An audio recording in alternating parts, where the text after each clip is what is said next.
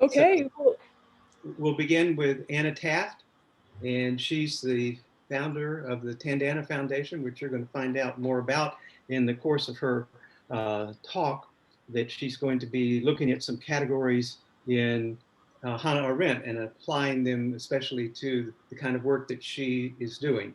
So without any more of her time, let's welcome Anna and hear her remarks. thank you so much, Bill. And I recommend that you use speaker view so you can see my slides as they'll be behind me. And as Bill mentioned, today I'm going to use Hannah Arendt's categories of human activities to illuminate some of my experiences with the Tandana Foundation, which is a nonprofit organization I founded that collaborates with communities in Mali and Ecuador. And I'll argue that the instrumental thinking of the mode of fabrication dominates typical approaches to development. But I hope to show that it's possible to undertake activities that look a lot like development, but are approached in the mode of action. And approaching them in this way opens up a number of opportunities that are not available from within the mode of fabrication. So first, a quick introduction to three kinds of activities. First, we have labor, which corresponds to the biological process of our bodies to producing and consuming. We have work or fabrication, which produces an artificial world of things that lasts longer than any of our individual lives. And we have action, which goes on directly between people, and it corresponds to the human condition of plurality. So these three modes each have a different relationship to instrumentality. So in labor, we're participating in a cyclical process. And in this cycle, you can't really say whether we labor in order to eat or eat in order to labor. In work or fabrication, the ends that we take justify the means and also produce and organize them. In action, which also includes speech, it's kind of paradoxical to speak of means and ends, but if we could, we would say that the end is contained in the activity itself and is thus an entelecheia. The means to achieve the end would already be the end itself.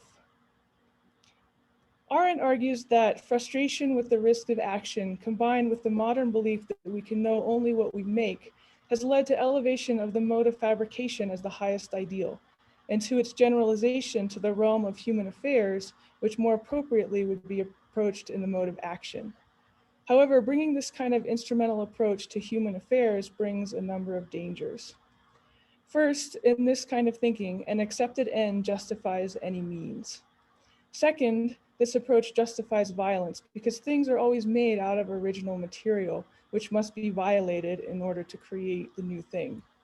Also, the only kind of unmaking that's possible in the mode of fabrication is destruction. Third, approaching human affairs as if they could be made is unrealistic because people are actually free and unpredictable. But positing predictability encourages us to make people more predictable, which requires reducing freedom. And this approach also centers expertise and thereby excludes many of the people most affected from decision-making processes and depoliticizing questions that otherwise would be debated. Also, applying the instrumentality of fabrication to human relationships corrupts the relationships. And finally, it hinders the emergence of meaning because every end can become a means in another context until there's an unending chain of means and ends that may never arrive at a principle that could justify the instrumentality itself. So while by no means the only one, international development is a prime example of a field of human affairs dominated by an instrumental perspective that's more appropriate to a context of fabrication. And so I'll give examples from development to illustrate the dangers that I just mentioned. So in development, the universalization of a teleology of civilizational progress in which the end is already known justifies all means necessary to reach those ends. Underdeveloped communities are to go through a process that remakes them in the image of the developed world. And sometimes the end is assumed to bring so many benefits that costs need not even be analyzed, as in the case of the Sardar Sarovar Dam project in India, which displaced 320,000 people. The ends of development also justify violence of many kinds. So regarding that same dam project, David Hopper, the vice president of the World Bank, was forthright in saying that resettlement was peripheral. You can't make omelets without breaking eggs, he kept saying dismissively, using the classic metaphor for justifying the violence inherent in fabrication. And as they're based on an unrealistic view of human affairs as things that can be made, development projects often fail to reach their goals, but do encourage increased centralized control. James Ferguson and Larry Lohman give an example from Lesotho, where development projects have consistently failed to achieve their stated objects, not least because they're based on a construction of the country that bears little relation to prevailing realities. They do, however, succeed in expanding the field of bureaucratic state power in people's everyday lives. Because of its instrumental approach, development also centers expertise, excluding the people most affected by projects from participation in dialogue and debate about them. Development experts are continually called upon to intervene to address the needs of target populations. And this approach recasts political questions and human affairs as technical questions that are to be solved by experts in the mode of fabrication. Viewed in the image of making, development also forgoes opportunities to establish human relationships, instead leaving the impression that relationships have been corrupted. Practitioners of development typically don't think of their work in terms of relationships, but in terms of strategies, priorities, and data. While members of communities that are subjects of development often do speak in relational terms about their experiences, with the result that activities of NGOs often seem to reveal exploitative relationships. I've heard just so many stories from friends in Mali about NGOs behaving irresponsibly, and there's a common feeling that NGOs are working for their own benefit and using the lives of people in the communities as means to their separate ends. And this sense is so common that when they first heard public health messages about COVID-19, some rural Malians were dubious, like Hawa Debkile, who's pictured here, who thought it was a project of powerful countries who wanted to raise funds to eat. Conceived in instrumental terms, development also forgoes opportunities for meaning. Its history shows a series of means-ends reversals that show the tendency of each end to become a means in a chain that lacks a principle to justify the entire enterprise. For example, earlier on in development, there were calls to promote public health and reduce population growth for the purpose of facilitating development, whereas later, development was seen as a means to achieve public health or reduce population growth. And also because it seeks ends that are preconceived without the involvement of the people most concerned, it's often futile, leaving no traces of its passing. So through the Tandana Foundation, a nonprofit organization that I started, I've tried to prioritize the web of relationships that maintain a space for action while employing the instrumentality of fabrication once specific ends have been agreed upon. I don't mean to suggest this is the only organization taking this kind of approach, but mainly to use illustrations from my experience to illustrate the possibilities that exist to contain instrumental thinking within a space for action. And the kind of thinking more appropriate to action, like action itself, doesn't produce ends, but it has effects, including helping us to develop free judgment.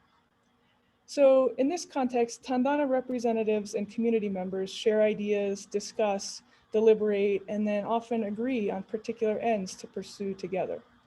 And once a goal is agreed upon, the mode of fabrication organizes the work toward that particular end. For example, to build a community center, certain means are required, including materials, technical knowledge, work, but the end of the building is not allowed to take precedence over the relationships that make it possible. It's still not easy to balance the modes of action and fabrication, applying each in its appropriate sphere.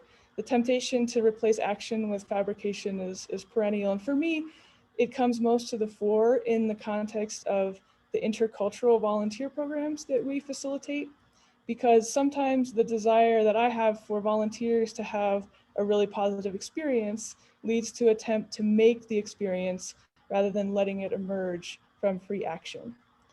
And one time I was with a group of American volunteers in Kansongo, Mali, and we were working together to build a storehouse for a grain bank. Local masons were dry stacking stones to build walls, and they showed the volunteers how to chink the cracks with little splinters of stone. And then we mixed mud plaster and threw it on the interior of the walls. And the volunteers, with a fairly instrumental orientation, wanted to keep working and make as much progress as possible on this building each day, while the local residents had suggested taking time out for other activities. And in a moment where I had the end of the volunteers having a fantastic experience, in my mind, I let that sway me towards asking our hosts if we could in fact keep working longer hours than what they had proposed. And they agreed, and we kept going. And suddenly the back wall of the grain bank collapsed and there were stones falling everywhere. And luckily the masons who were inside the building were able to jump out of the way to avoid getting hurt by the falling rocks. So the project leaders organized a meeting to make a new plan, and they explained that we had built too quickly, adding too many layers of stones before the mud plaster could harden to support the rows underneath. And they suggested we start again and just go more slowly, taking off afternoons for other kinds of activities we could do together. So in this case, the volunteers' concentration on making the building and my attempt to make the experience fit a certain image combined to cause a dangerous accident, and in fact were even counterproductive within the instrumental frame of fabrication. Some initiatives that communities and Tandana undertake together strengthen existing spaces for action or establish new ones.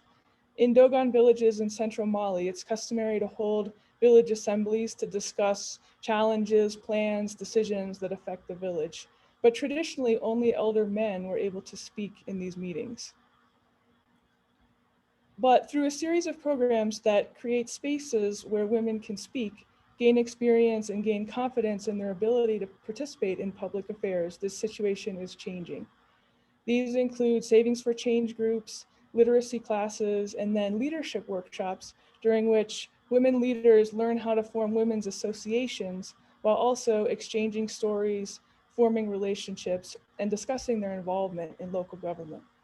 Women in these workshops act by revealing themselves to each other, and they also connect in networks that will help them act collectively in the future.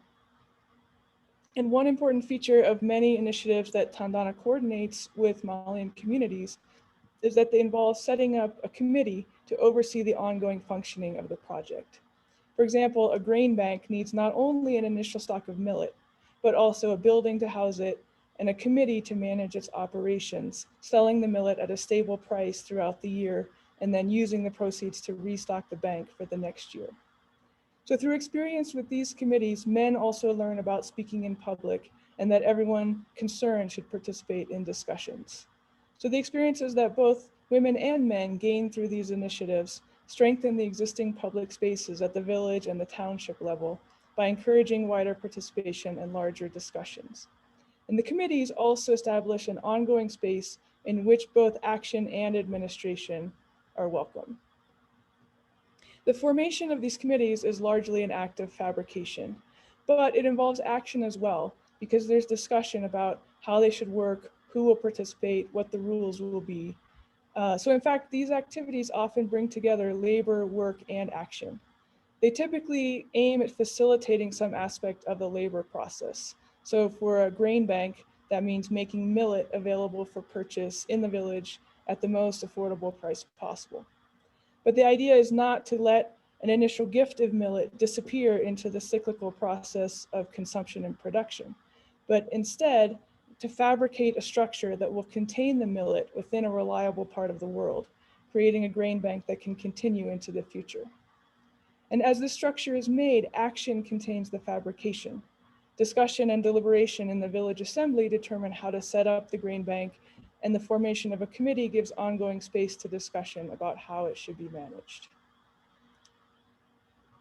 When we approach human affairs in the mode of fabrication, in the mode of action, we're subject to its inherent risks and limitations, but we also open up opportunities. So as I mentioned, in action, it's somewhat paradoxical to speak of means and ends, but what in fabrication would be called the means are dominant. So In this case, we're not required to ensure a particular outcome, which we couldn't do anyway, but we can focus on how we act toward others. The mode of action also offers an important remedy when things go awry, forgiveness. And because we have access to this remedy, we don't need to rely on the violence that's necessary to undo something that has been fabricated. And after the wall of the grain bank in Kansongo collapsed, I was quick to apologize to the village elders, and they were equally quick to forgive. Because it took place in the context of human relationships, we were able to return to the mode of action and begin again. Okay, 5 more minutes. Also, if we approach human affairs as action, we can allow for the unexpected and promote freedom. If we expect people to have different views, we can offer opportunities for discussion and deliberation. And this is one thing that project management committees do. And the position of Secretary of Conflicts in some committees legitimizes and expects the inevitable differences. When we prioritize the space for action, we can also apply expertise within its appropriate sphere without excluding the voices of regular people who will be most affected by a given project. And expertise is important within the domain of fabrication. It would be foolish to try to build a health center without the guidance of expert masons. But before the building process begins, there are opportunities for everyone involved to share their opinions, discuss, and together make decisions about what it is that should be made. The mode of action also allows human relationships to form and to flourish. And when we aren't trying to make things out of people, our relationships can be respectful rather than exploitative. And finally, if we approach what we do as action, there are opportunities for meaning to emerge.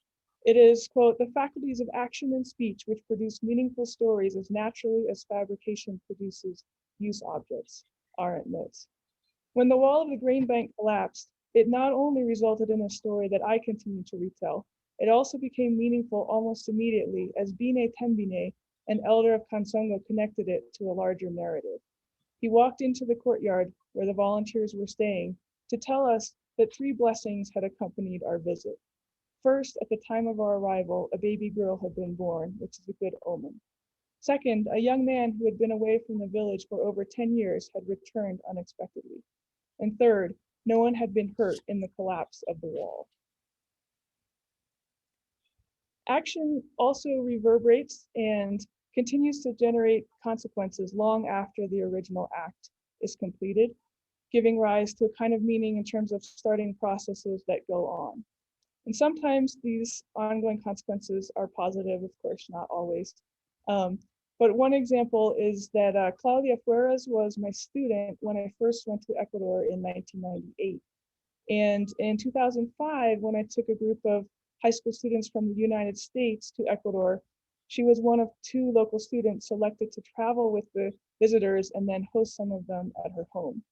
And while some of this group was staying with her family, I asked her if she'd like to teach the visitors how to make a local favorite dish. She suggested quimbolitos, and everyone enjoyed the activity. So 2 years later, when I brought a group of healthcare volunteers to the same community, I asked Claudia if she would like to repeat the quimbolitos lesson. Inspired by these experiences, Claudia began to dream of creating her own cooking school to share her culture and at the same time generate income for her family. So with great personal vision and a lot of support from her family, Claudia has made this dream a reality. And they now operate Kalsaimi, offering cooking classes, meals, homestays, and other cultural experiences to visitors, affirming the dignity of their culture and showing neighbors what is possible with determination. As we act, we also have the opportunity for meaning in the sense of actualization of principles. Principles are observed through experience and then inspire us to actualize them in our own context. For example, Kessia Koriba described how she was inspired by the solidarity put into action by Tandana volunteers who visited her village. She said, "That gave me a lot of courage. I said that I too, when I go to another village, I should do like these foreigners, to show that I am together with the women there. It gave me a lot of courage and a good lesson." So labor, work, and action are 3 different kinds of human activities, each with its own limitations, risks, and opportunities. And we can prioritize spaces for action that contain fabrication limiting it to ends that are mutually agreed upon.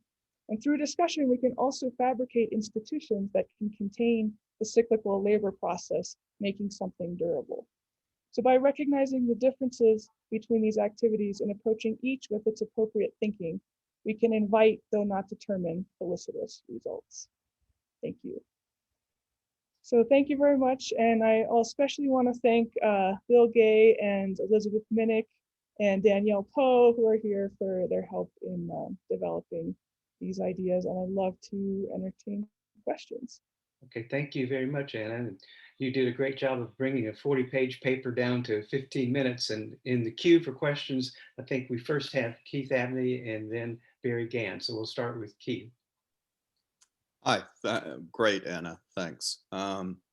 And I was thinking about in bioethics the concept of informed consent as you were giving your talk, and how your view about what should happen seems to be different from that. And I'd just love if you could enlarge on that and perhaps talk more about whether or not what you have in mind could then perhaps be applied to other contexts like bioethics or other. Okay. That's a good question. Could you explain a little bit more what you mean by informed consent, how it relates to this?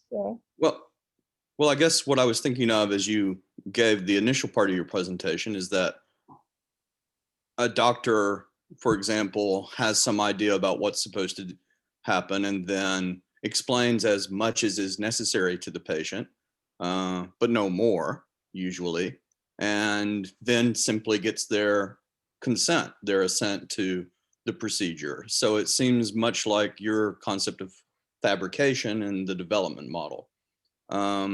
And so if we thought about shared governance of a patient's health, it would seem to be quite different than the kind of classical concept of informed consent in bioethics. And so I wonder if that made sense for you, if that's kind of, I'm trying to get you to kind of, I guess, give a little more detail about exactly what you have in mind here as the better way than the development model, and whether that could be extrapolated to other contexts. Sure. Yeah, that's a really interesting thought there. I like that a lot. So, I mean, I guess in that situation, it would be rather than sort of the doctor knowing what the patient needs and then explaining it and getting informed consent, but actually more of a discussion earlier on about what does the patient actually want, what does the doctor want, what ends do they actually agree on before getting to that point, you know? And so if the doctor and the patient agree on certain ends, then certainly the doctor has expertise that's relevant to reaching those ends, right? But long before, you know, rather than the doctor assuming the end, which actually I think happens a lot in Western medicine particularly, right? The end is that to prolong life as long as possible, regardless of anything else. The patient may not share those ends. And so it's important to have a discussion about that beforehand, before assuming those ends, I guess. So yeah, I do think this could apply to a lot of other fields. I'm talking about the field I'm most familiar with naturally. But you know, in terms of development, I think that that doctor patient analogy actually is really relevant too, because so often development practitioners are assuming they know the desirable end for the community without actually discussing that with the community members themselves. So thank you. Okay, Barry? Yeah, thanks, Bill, and hello. Anna, my question for you is, how do you determine which communities you end up in, and what is it that you're bringing to these communities that they would even want you there? Is it resources? Is it capital? Is it expertise? It doesn't seem to be expertise because you're relying upon how to build structures with stone and mud. So I think you get the drift of my question. Yeah, both great questions. So how we choose which communities to work with is sort of, you know, just an accident of contingency as our lives are, in terms of communities that I have come into contact with and developed relationships with. So it, both in Ecuador and in Mali, it began with sort of personal relationships that I had a chance to develop, and communities then inviting, further collaboration. And then from there, word spreads. Once people see women in the neighboring village have a cotton bank, then all of a sudden they want a cotton bank too. And, the ideas spread around from there. So it sort of starts with a few communities and then spreads in that way, sort of organically. And in terms of what we bring to the communities that's of value to them is, I think the biggest thing is resources, in terms of especially cash, and, which is very unavailable in a lot of these villages. A lot of things are available, like stone, sand, gravel, work power, but cash to buy other materials is not available. And then also certain kinds of expertise are available and other kinds are not. So depending on what is called for in a situation, we may not have the expertise ourselves, but we may be able to contract it, for example. And then another thing that I find both communities and Tandana representatives or volunteers, etc., really appreciate about these interactions is just having a chance to connect, to form human relationships, to get to know other people, to share, and to have this like sharing experience, to learn what it's like in other parts of the world, to learn how other people see human life, how other people do things, and that it seems to be valued on both sides, I would say. Thank you. Okay, Anna, thank you very much. And we could keep going, but we want to try to give all our speakers their time, and maybe we could have a few minutes at the end before the next group takes over our room. But let's right now thank Anna, and then we'll proceed to the next speaker. So thank you very much, Anna. Thank you. Okay, and our next speaker is Will Barnes from Curry College, and he's going to be speaking to us on Satyagraha and the post-structuralist psychoanalytic subject, looking at Judith Butler's On the Force of Nonviolence. Thank you very much, Bill. Can you all hear and see me okay? And is my screen sharing working? Yes. Lovely. Okay, so this presentation draws from a project hoping to reconcile some diverse approaches to the philosophy of peace and social justice within the contemporary theoretical left. I thought it might be valuable for us to sort of have a discussion about Judith Butler's new theory of nonviolence, particularly its critique of liberal theory and also its breaks with post-structuralism.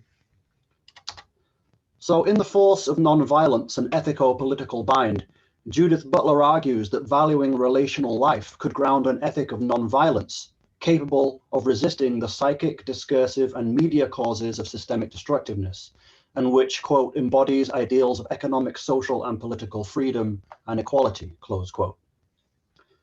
But Butler begins the book by interrogating the frames of interpretation through which violence becomes intelligible, focusing on how notions of self-defense are used to justify interpersonal, institutional, and state violence, often manifesting tacit demographic biases.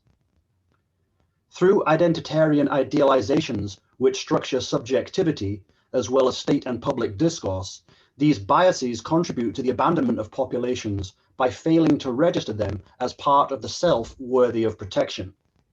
In making this case, Butler recast Frantz Fanon's historical racial schema, the male identity is idealized as white within American intelligibility to include sexual orientation, nationality, immigration status, religion, and other identity markers. Per Butler, then, an idealized self operates at such depth within the collective imaginary that it prefigures our thinking of what is and what is not violence and non-violence through these multiple distorted appeals to self-defense. Moreover, the othering required to give the idealized self its form also requires the disavowal of interdependency. This denial compels thinking of the other as a violent threat. against which the idealized self must be protected, and galvanizes interpersonal and systemic identitarian violence.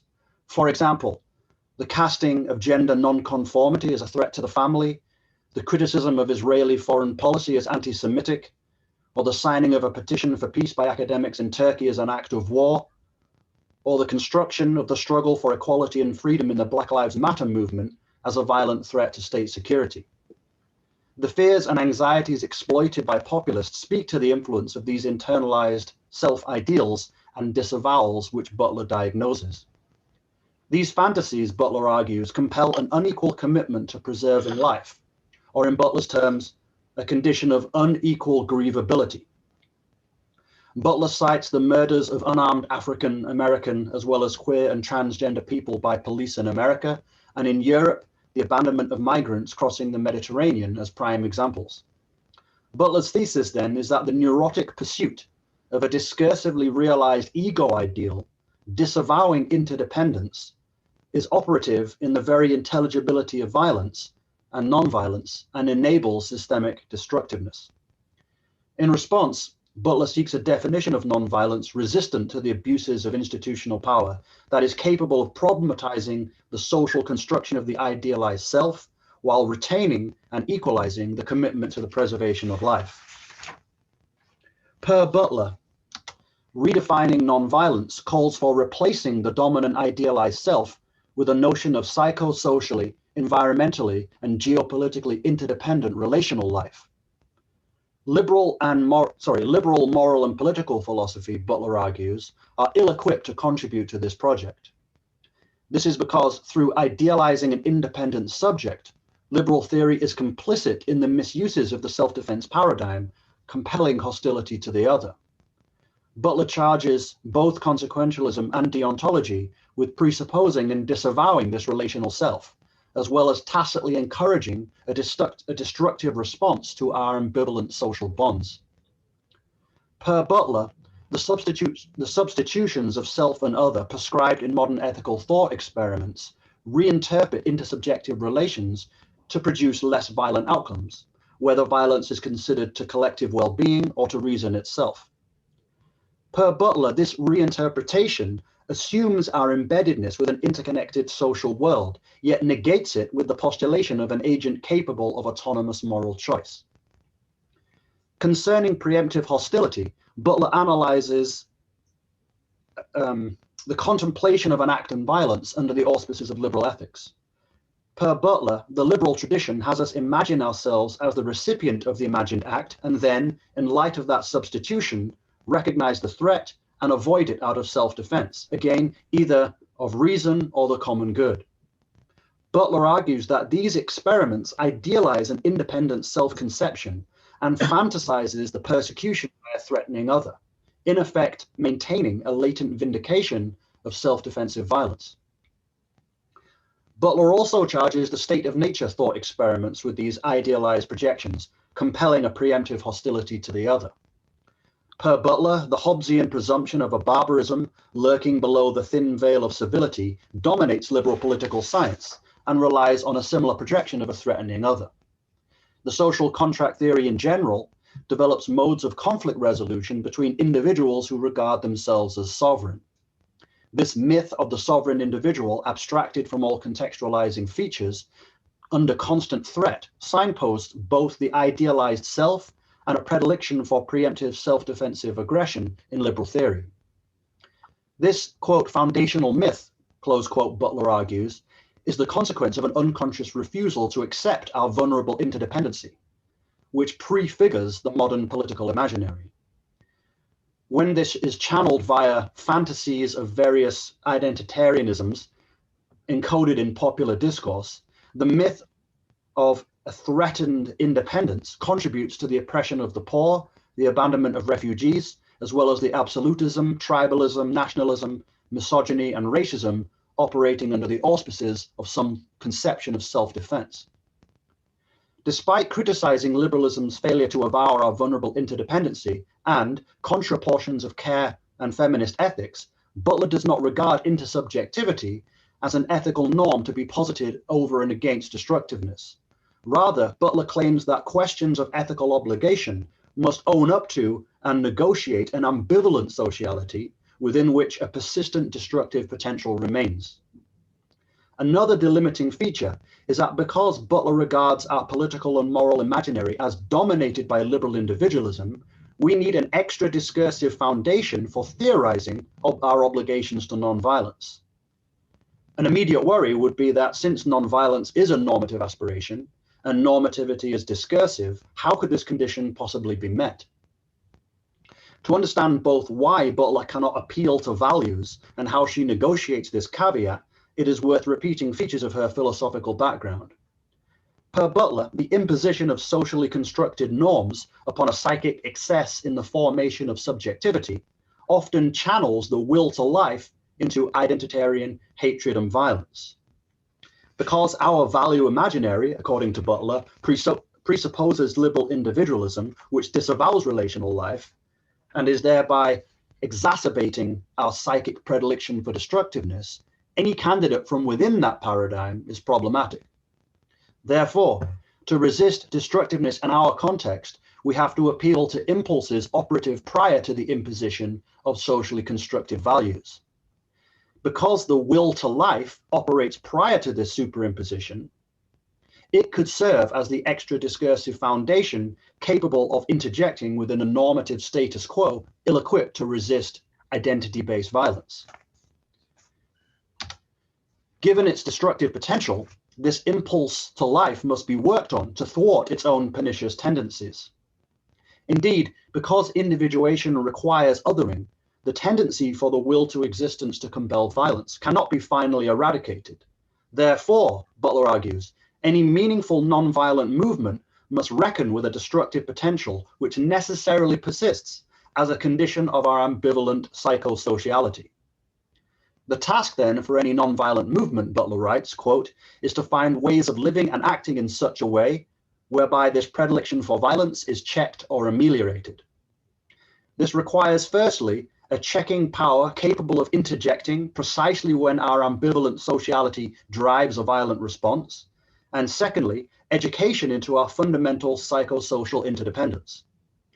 Concerning the checking power, Butler theorizes a response which connects Freud's notions of critical faculty and mania.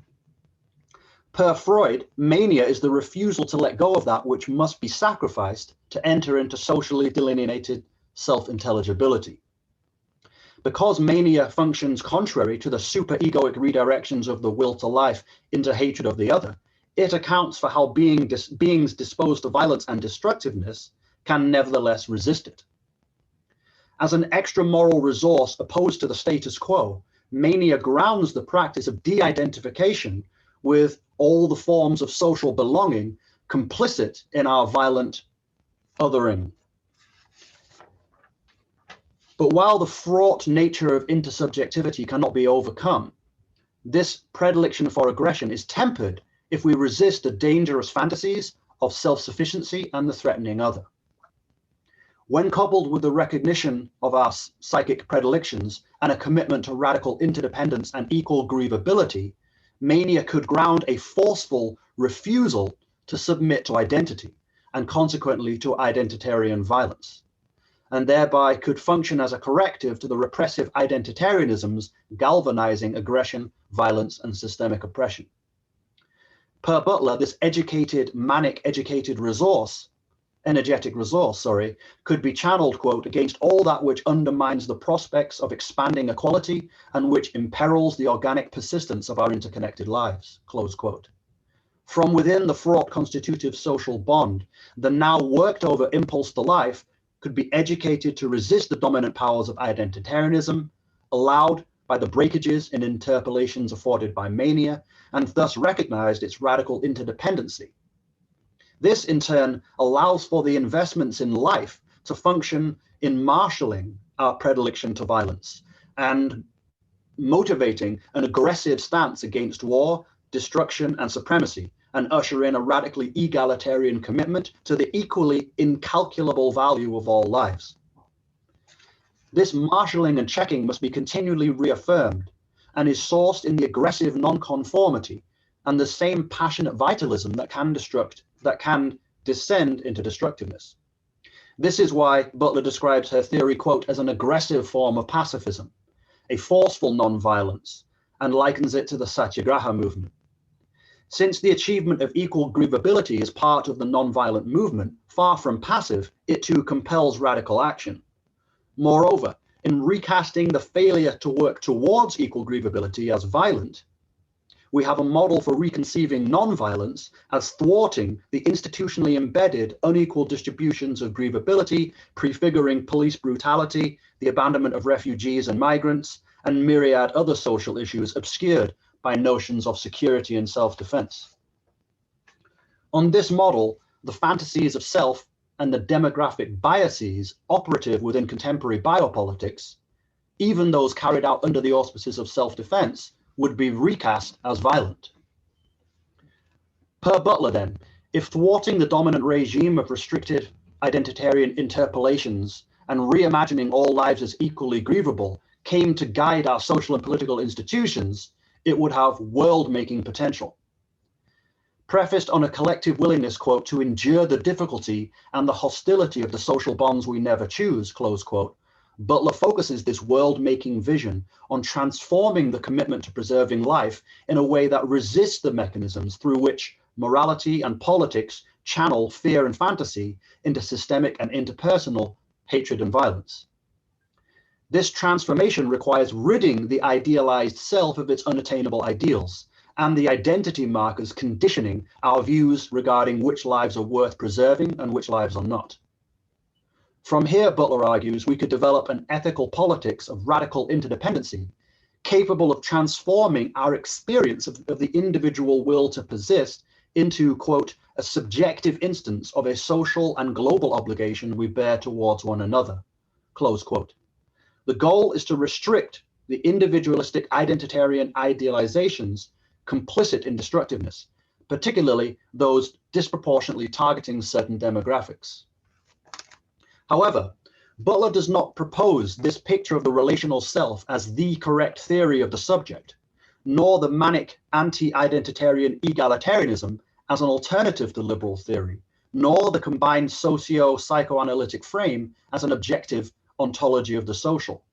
Rather, she posits these suggestions as, quote, a different story, a counter-fantasy that should be understood more as a social imaginary than as a metaphysics of the social, close quote. In response to this refrain, one might object that Butler begs the question as to how the force of nonviolence can justify fidelity to its founding myth. Butler's argument is that theories of nonviolence prefaced on liberal individualism are based on unconscious fantasies circumventing the constitutive social bond, and that we should prefer her story because it accepts the ambivalence of those bonds. But since this picture must also be delimited by a constructed imaginary, why then would the inability of one fantasy to account for another be a reason to discount it? While Butler implies that ethical pragmatism is the reason, quote, only by following this interdependency does it become possible to formulate global obligations, close quote, for this appeal to work, it must invoke ethical ideals beyond the liberal historical schema. But this is antithetical to Butler's post-structuralism. The solution to these worries is to regard the relational self, its psychic disavowals, and the reduction of human motivation to the conatus as objective. To defend this solution, we would have to rescind on the commitments that have been animating Judith Butler's entire career. Surprisingly, there is some reason to think that she does exactly this in The Force of Nonviolence. While maintaining the idea that the body is materialized by the network of psychic projections and transferences mobilized by popular media and our discursive communities, Butler rejects, quote, the habits of constructivism, arguing that the critical tradition must, quote, grasp the issues of life and death. Moreover, Butler challenges the post-structuralist and critical traditions by arguing that, quote, we are obliged to make decisions that commit us to certain frameworks, and that, quote, the operations of critique cannot preclude commitment and judgment, close quote. Butler's commitments seem to be then that relational life is the value which should ground our commitments concerning the nature of violence and non-violence, and that analyzing its functions within a specific psychoanalytic theory is the way to transform social and political culture for the sake of building a less violent world. Perhaps such a project requires defending an ontology of relational life as somehow sufficiently beyond the partiality of social construction, and committing to social psychoanalysis as the field beyond constructive reproach to ground it. Maybe Butler's different story is a true story. In engaging this debate, the force of nonviolence could provoke as much of a reckoning with critical theory and post-structuralism as with liberal individualism. The questions I'd like to leave you with here are, firstly, is Butler right that liberal individualism both compels the disavowal of the relational self and sets the limits of our contemporary moral and political imaginary? And secondly, what possibilities remain, if any, for liberalism, continental philosophy, and critical theory to unite in theorizing justice, peace, and nonviolence? Thank you. Thank you very much. So we'll turn now to some questions. And I believe the first one was from Andy Fitzgibbons. Yeah, thank you, Bill. Nice to see you, Bill. Yeah, thank you so much, Will. That was a very eloquent paper, very well written. And I've not yet read Butler's book, but I have it now to read. So thank you for introducing me to it. Your questions at the end, I think, were really, really good on the possibilities of liberal individualism. But I've, and I can't begin to answer the questions. I'm not clever enough, but I've got a question. Towards the end, you talked about the story that Butler wants to tell. And because your paper was a fairly traditional philosophy paper with, I have to say, lots of complex terms, and what is the story? What is the story she wants to tell? You know, in terms of a story is once upon a time and then and this, right? So without using the complexity of all of the philosophical terms, what is Butler's story that she wants to tell? Well, the story she wants to tell is that our life, the preservation of our individual lives, requires the preservation of a relational conception of life. So she's essentially arguing for a radically independent theory of life, and then changing the commitment to nonviolence to being the commitment to the preservation of life, conceived as broadly as possible. Why she says it's a story is because she presents this as an available idea within a narrative, within, you know, from her Foucauldian perspectives, within dominant ideas that she believes are sort of limiting our imagination. And so she's drawing from that resource to produce a story. So she's not saying it's the objective truth, but it's a superior myth to the one we're currently adopting, but it can function on the same terms. So it's not alien to the dominant paradigm. Yeah, thank you, Will. I kind of get that, but I still don't know what the story is, right? A story is a story. And one of my frustrations with a lot of narratology is we talk all about stories and myths, but we never tell them. We theorize about myth, but we don't actually say what the myth is. So I'll not say anymore. That's probably my frustration with the field. Okay, let's go to the next question. Meki, is that your question? Yes? Right, find the unmute button. Hello, everybody. Hello, Andy. Yeah, my name is Mecca.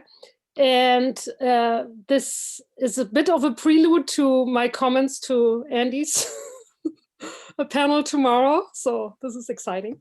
And so I'm kind of ignoring your questions to us now and to really favor my own of working on this similar critique attack of liberal individualism, you know, with a view to indigenous models of interdependence. And I'm glad that Judith Butler finally arrived there as well on her own.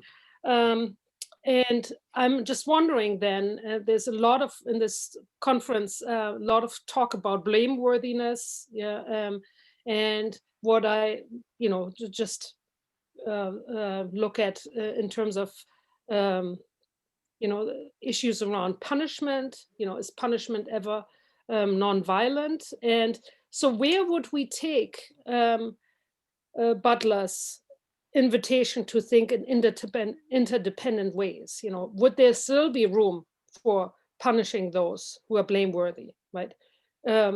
Would the focus more be on state actors, state violence, or what I call outlaw violence? Or would there still be some kind of remnant ways of working within the tradition of liberal thought, of deterrence, retribution and such?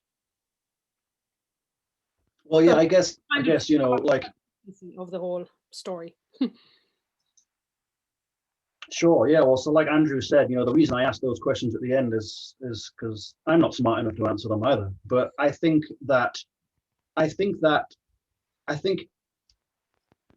Butler actually necessarily presupposes certain convictions that are arguably inseparable from the liberal tradition. I think there's a sense in which the emancipatory ideals owe some allegiance to that tradition. So I think in principle, there's no reason why there shouldn't be some potential for working within those theoretical structures. But concerning sort of like blameworthiness and where we should be focusing the sort of practice of this kind of theories, Judith Butler, I think, is absolutely aiming at institutions that would be opposed to the idea of attributing individual blame to sort of systemic issues. I mean, once you embrace the psychoanalytic structuralist account of the emergence of subject formation, we are irredeemably social beings. And so the problems that have led to these fantasies that alienate and demonize certain groups, one of those, it's not something that one can overcome with moral choice. And that's precisely what Butler says the liberal individual tradition has got wrong, in that placing our solutions to these problems in individual autonomous moral choice. So I think her philosophy, generally speaking, is not interested in attributing blame to individuals or even individuals in positions of power. It's the recognition that we need systemic structural change, which functions communally and, everywhere simultaneously. Okay, thank you. I think that speaks to a couple of your comments. Thank you. Okay, we're about out of time. I think we can quickly take one more question and a brief response. Sahar, you're next in the line. Thank you, Bill. Thank you, Will, for a great talk. I have a selfish question, but I make it quick. So I'm thinking that I'm all about interrelatedness, but the fabric of society is not like a homogeneous web of connections, right? Like people don't have a normal distribution of connections even. Like some people are very, very well connected. Some groups are like creating clusters that create their own identities, and like that creates dynamics of their own. And I'm thinking that one way that leads, like one route to explain why we have these conflicts between different identities is when one group isolates the other. Through their connections and create these kind of dynamics, or when a movement brings people of certain group together to create a new identity, to make a fight possible, right? And I'm thinking that that focus on interrelated nature of the social reality will not save us from the difficult or negative aspects of the conflicts of identities or like violence that is inflicted by that. And I was wondering whether you can like guide me to some resources that help me like think through that, or like I find my answer where I can explain that kind of negative aspect. Yeah. Okay. Well, so I think Butler's answer to that question, and it's a hard one. I'm sort of struggling to get my head around it too, but essentially this sort of inherent will to my own existence, she's arguing that is the resource for both identitarian destructiveness and thwarting it, because it's the education of, in recognizing the way in which our identities are fundamentally constituted communally, and that we are biologically and environmentally dependent on others beyond ourselves, actually can educate that impulse to my existence to being one that's towards a relational life. So it's not that we would be pitting our own identitarianisms against others, or, you know, thwarting them for the sake of peace and harmony. It would actually be the same essential biological drive to existence that is the libidinal resource for engaging, reaffirming, coming up with a notion of the self, so that we'd still be self-interested, but that self would be, it wouldn't be expanded to include others, but it would be expanded to include its necessary dependence on others. And so it would be self-interested ultimately. It would still be a self-interested motivation. It's just that conception of the self, once rid of the fantasies of isolation and separateness and autonomy, would be communal. And, you know, I think, so that's Butler's answer. The resource itself would be, you know, it's kind of, there's this essential ambivalence in our sociality, but we can reduce the consequences of that ambivalence compelling violence by recognizing the corporeal fact of our interdependence. I have, you know, a similar doubt that I think you're raising, that how far is our direct dependency, how far is that network? And probably there's there's an area where we want our obligations to extend further than we could sort of concretely measure that interdependence. And I think that's where it actually becomes something of a myth. I think that's where she's encouraging us to sort of create broader conceptions of an interconnected self, rather than it having a necessarily robust ontological foundation sufficient enough for a genuinely globally minded nonviolent movement. Okay, thank you. I'm trying to figure it out. I mean, sorry, that's the best I can do right now. Okay, well, thanks, Will. Let's thank Will for his presentation, and we'll be moving on. Our third and final speaker in this session is Alex Christoyannopoulos from Louisburg University in England, and he's going to be speaking on Tolstoy's Christian anarcho-pacifism and exposition. Alex? Hello, can you hear me? Can you see the slides? I can hear you and see your slides. Perfect. Right. So thank you very much for having room for me at this conference. I'm joining live from England at kids' bedtime. I hope they don't interrupt.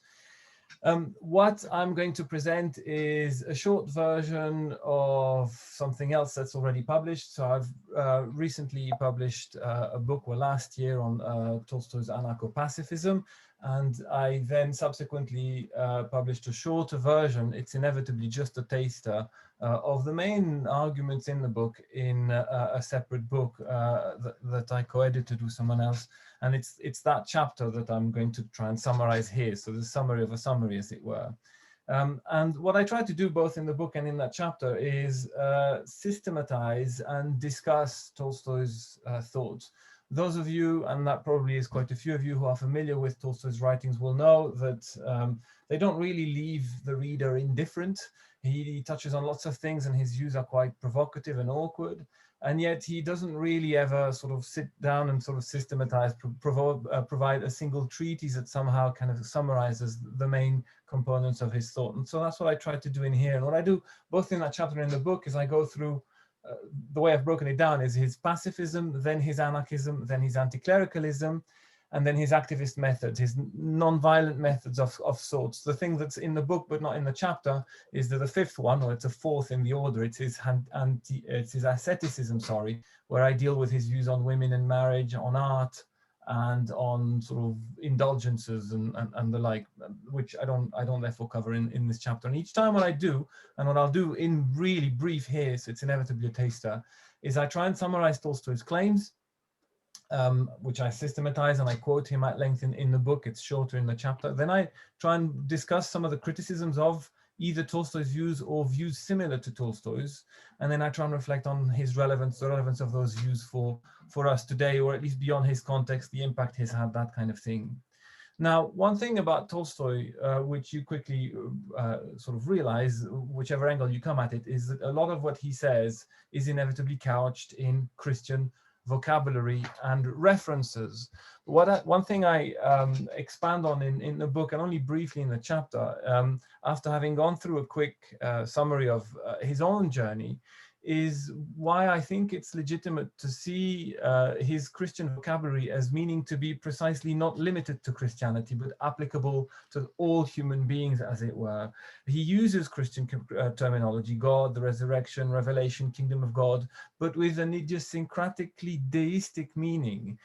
It's a deeply rationalistic understanding of Christianity. He doesn't believe in the actual resurrection of Jesus and so on. And what he tries to do, I think, in part, almost perhaps tactically, is broaden the vocabulary of Christianity, embed it in a rationalistic understanding of life, and thereby preach what he thinks is rational, and he does use that vocabulary, and therefore universal and applicable to all human beings, about violence and non-violence, which he takes from Jesus originally. So in his own narrative, in his own confession, he basically explains how he gets this new understanding of it all after his existential crisis, largely triggered by his rereading of that famous passage in the Gospel of Matthew, the Sermon on the Mount, where Jesus preaches the turning of the other cheek. From that, Tolstoy develops a number of arguments of his own, arguably, that aren't only kind of specific to Jesus, as it were, but he basically decides that violence is therefore always wrong, always counterproductive. He reads Jesus as proposing an alternative approach, one based on love, on forgiveness, on generosity, in order to try and overcome the cycle of violence. It's a response which he notes would inevitably surprise by its magnanimity and the respect it shows to the assailant, and its refusal to dehumanize the person who's attacking. Now, that's the absolute core of Tolstoy's pacifism, and thereby his anarchism and his activism, if that's the right word, afterwards. But there are other themes he develops sort of from Jesus in part that are directly relevant to his pacifism, I think. The notion not to judge one another, to forgive, and therefore never to commit any violence in that judgment. The idea that both the cycle of violence and the cycle of forgiveness are potentially contagious, mimetic. The importance of teaching by example rather than by top-down preaching or coercion, and the idea that none of this is easy, it takes courage. And so I developed these ideas in the book, and I can't obviously expand on them far too much here.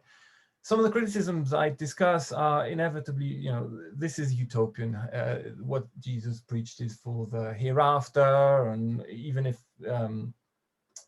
you don't take it from Jesus, it's just unrealistic. Well, Tolstoy's reply to that is, for one, Jesus really calls for it. So to the Christians, he'll say, look, it's a bit of a cop-out because he's quite clear on this. But moreover, yes, maybe it is utopian, but I think it's utopian in the more helpful sense of utopias too, whereby it's an invitation for us to think differently about the problem of violence. We might not follow him all the way, but it's an invitation to think differently about that problem. He does address in part that classic question thrown at pacifists about what you would do when, when witnessing a child being attacked, or if Hitler was about to invade. He points out that it's not just a question of binary options between full capitulation and violence, that there are a number of possibilities in between, but also, like many pacifists, is wary of the thin edge of the wedge, and he doesn't want to concede that violence is ever really acceptable. He's particularly worried about about the violence that the scenario enables. And there's a beautiful quote, which I'm not going to cite here, whereby he basically conveys the view, that, so you're worried about something that doesn't happen very often, but on the back of that worry, you allow the institutionalization of a whole administration that then inflicts violence on a daily basis, which you have consented to out of a worry about something that's not all that frequent. He just wants us to remember that as well. Okay, arguably, point 3 there, he doesn't really define violence. I don't think that's a fundamental problem. He's concerned primarily with physical, material violence, but I think a lot of what he says extends to economic and systemic violence. And in fact, he does that when he talks about his anarchism, which I'll get to in a minute.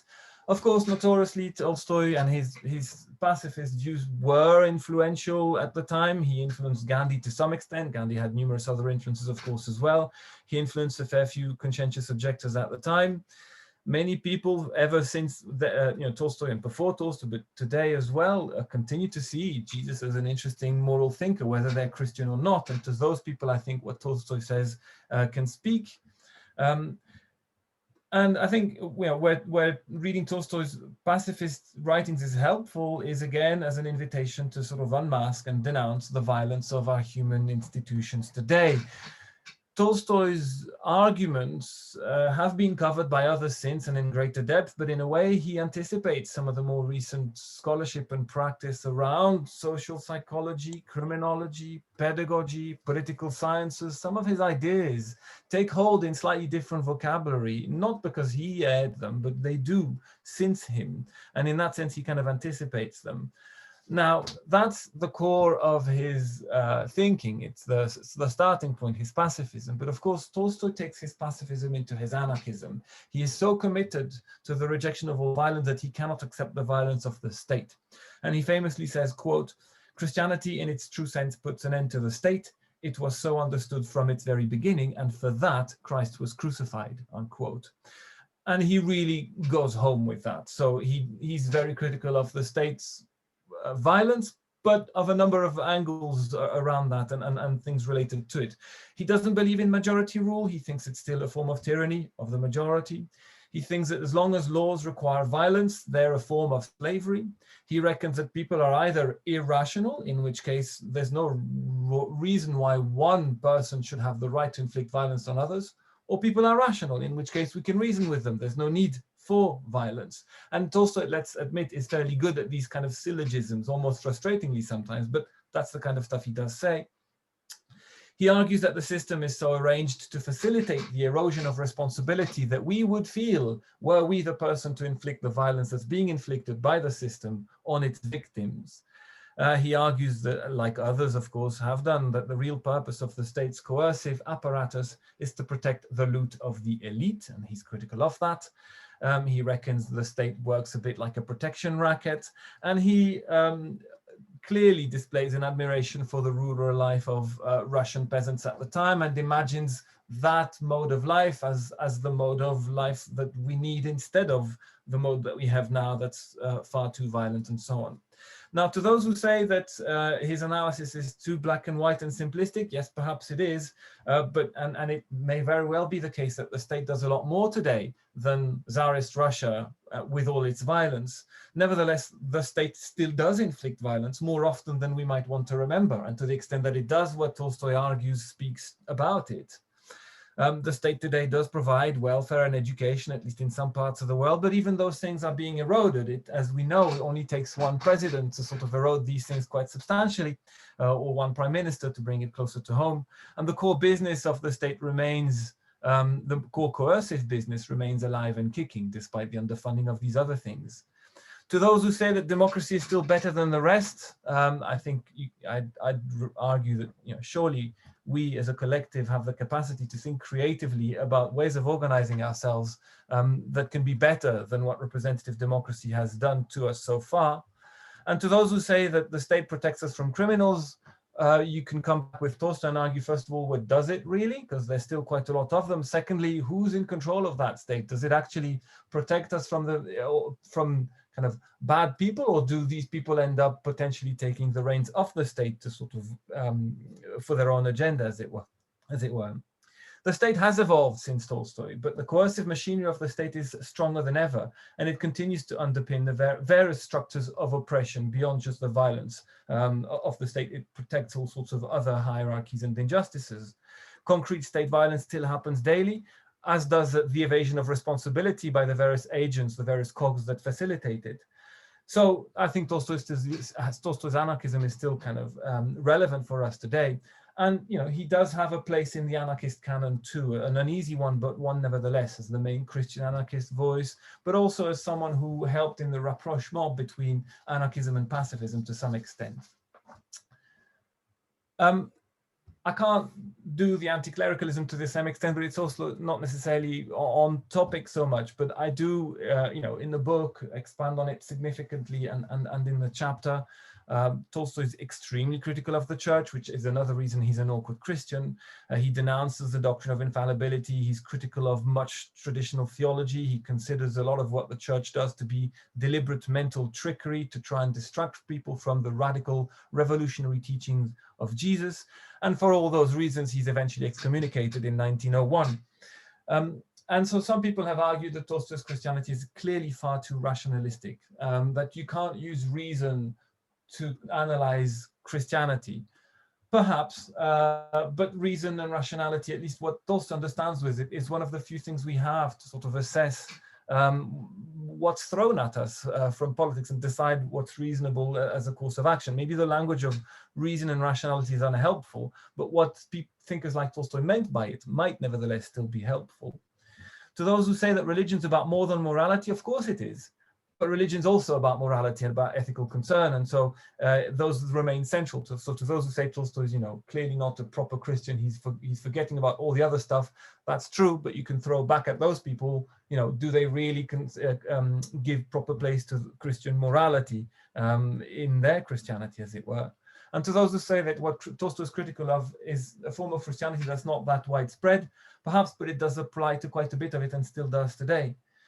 Religion still influential in politics today, not least where you live more than where I do. The collaboration between church and state continues to this day, and to that extent, the sort of stuff that Tolstoy throws at that relationship kind of continues to resonate today, and might therefore be potentially receivable by those who are disillusioned by institutional Christianity. Either way, what Tolstoy does when he preaches all that stuff, all that anti-clerical stuff, is he's trying to appeal to Christians specifically to reconsider Jesus' teaching anew.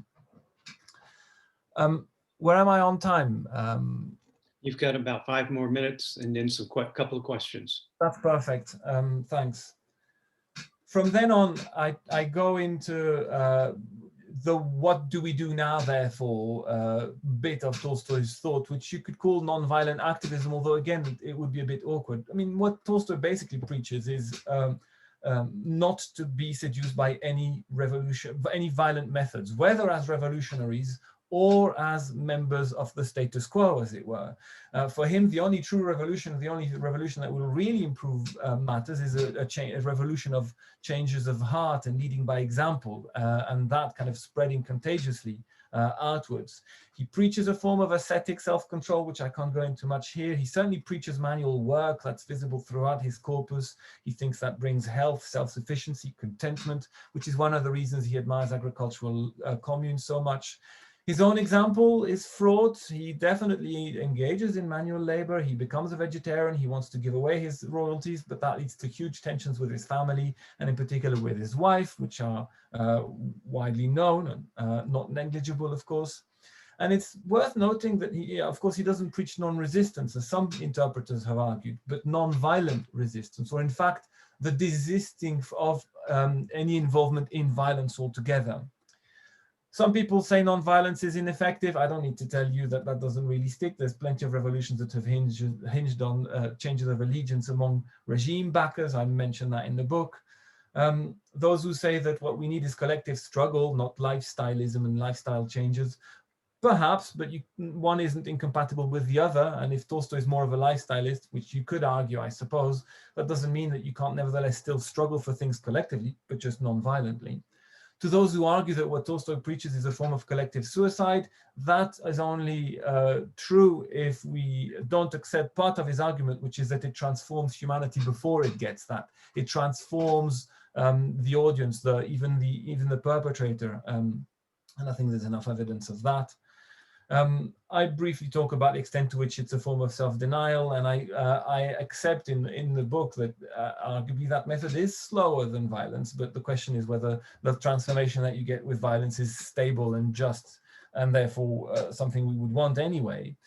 And so I think, again, in terms of relevance for us today, reading Tolstoy on that kind of territory, on what to do about the world, again, invites us to sort of seriously reconsider the dangers of compromising with violence. It also encourage us to think carefully about tactics in dealing with some of the colossal challenges facing humanity today: ecological, economic, security. And it's important to remember that what Tolstoy says isn't addressed only or even primarily to radicals and revolutionaries, but to all of us who are complicit as producers, as consumers, as citizens, and in our micropolitics in maintaining structures that are violent on quite a few people on a daily basis. Either way, all of that makes Tolstoy an awkward Christian. He doesn't believe in dogma, but focuses on morality. An awkward anarchist. He's sort of religious, but he does reject the state. And an awkward pacifist, because he's quite extreme in his condemnation of all violence. Yet, given the structural and direct violence of our globalized political economy, given the threats to security from terrorism to weapons of mass destruction, given direct and indirect violence tied to ecological collapse, I think it's well worth engaging with Tolstoy when pondering our choices and our contributions, direct and indirect, to the world that surrounds us today. And with that, I'll leave it there. And if we don't have time for questions and anyone wants to pick anything up, please do email me or get in touch. I will try and follow as much as I can from the rest of the conference, even though it's bedtime soon here and it's the weekend tomorrow. But there we go. Okay. We probably have time for a question. Does anyone have a question you'd like to ask Alex?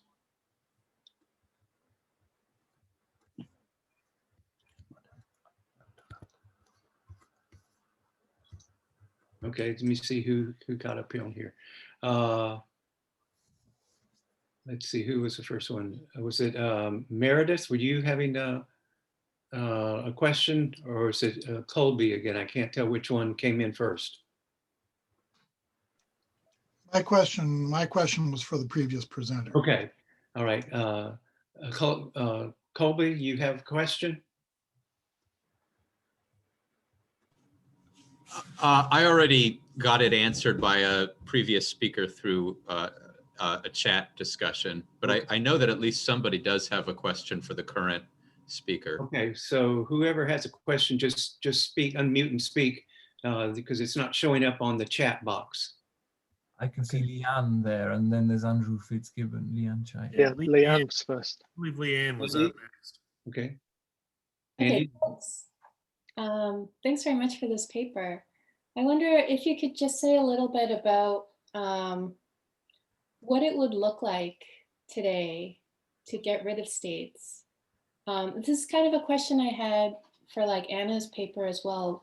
So I can see how kind of horizontal cooperation could work at a certain scale, but how do we like scale that up to a population of like 300 million or 9 billion or whatever we're at, 7 billion?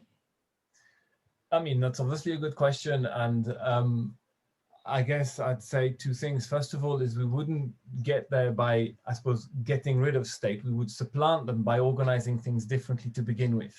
And states would become redundant. So it's not a kind of a fearful, oh, I'm going to lose the main thing I'm used to sort of stand on. How will we live? It would be a transformation that we all willingly want to sort of reach together, which perhaps makes it sound even more utopian. I will grant that.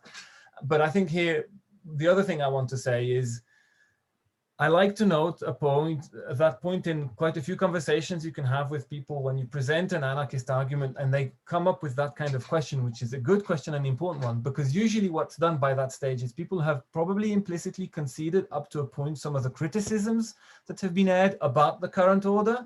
It's just that we're not too sure about the alternative that anarchists are proposing. And I hear you. And I'm not sure that what anarchists are proposing is necessarily that easy or will resolve it for 9 billion people. But I do think that what anarchists have to say about the current order can't be dismissed nonetheless. And so I just want to note that usually means that we've accepted that there are a lot of problems. Now, how we resolve them, I'm not sure, but we can begin with what anarchists have to propose or other things, but put that in the mix and try and get there together. I don't know if it's a cop-out, but there you go. Thank you. Okay, and I think we're coming close to running out of time. They're going to need to take over our room soon. Any final comment? Yeah, just a quick question. Quick, okay. Yeah, just a comment. Thank you, Alex. I quite like Tolstoy. I find him very frustrating on the anarchism side. But my question was about Tolstoy's handling of Jesus, that he handles Jesus in a fairly simplistic way. He takes the gospel stories as if this was actually truth. So whilst he doesn't think about, consider the resurrection, things like that, he still has a kind of pre-critical understanding of Jesus. And I just wondered whether that would make any difference to his theory if you took a more nuanced understanding of Jesus as a kind of proto-revolutionary and not a non-violent preacher, that kind of thing. But So I'll not. yeah, no, good point. I mean, he says when he's confronted at the time with some of the scholarship that's questioning the historicity of Jesus, he actually says, if it didn't even ever live, I don't care. At least we can focus on his teaching. It's this teaching that he's interested in. Now, again, it's kind of a flippant reply, but it's what he's interested in is what Jesus is taken to have preached in the official story, the morality in particular. Now, that does make him, difficult to sort of accept. Few people have that same perspective, let's say today. Few Christians would agree with that. But I don't think that means that that we can't listen to Tolstoy on how he interprets that bit of what Jesus does preach, if you see what I'm saying. So yes, Tolstoy's cosmology is problematic, but his commentary on what is pretty central throughout the gospel in what Jesus preached remains a provocation for us to sort of engage with, if you see what I'm saying. But I take your point. Yeah. Thank you. Both. Thank you very much, Alex. And we could probably continue going, but I can see that people are already trying to get into this room for the next session. So let's thank all three of our speakers again for a very interesting group of presentations. Yeah, so wonderful stuff. I did post a couple of things in chat if you want to take a quick look. CPP membership, our APA Central schedule, and a scheduled change for tomorrow. And then I will have to end this meeting and I will need you to sign back in if you wish to join. So just some business keeping stuff in chat. I'll let you take a quick look at that and then I'm going to restart the meeting room.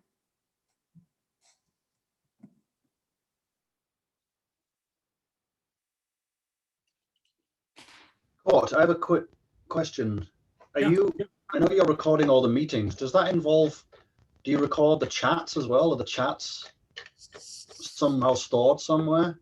I believe they're recorded some way. I'm not sure how they show up well, Zoom gives you 3 files, an audio and then the video file. I'm not sure how the chat appears, but I'll find out about that. I know they're recorded. That's fine. I'll just copy and paste it. It doesn't take too long to do that. Yeah. Thank you. So for everyone else, I'm going to end the meeting so I can download the recording.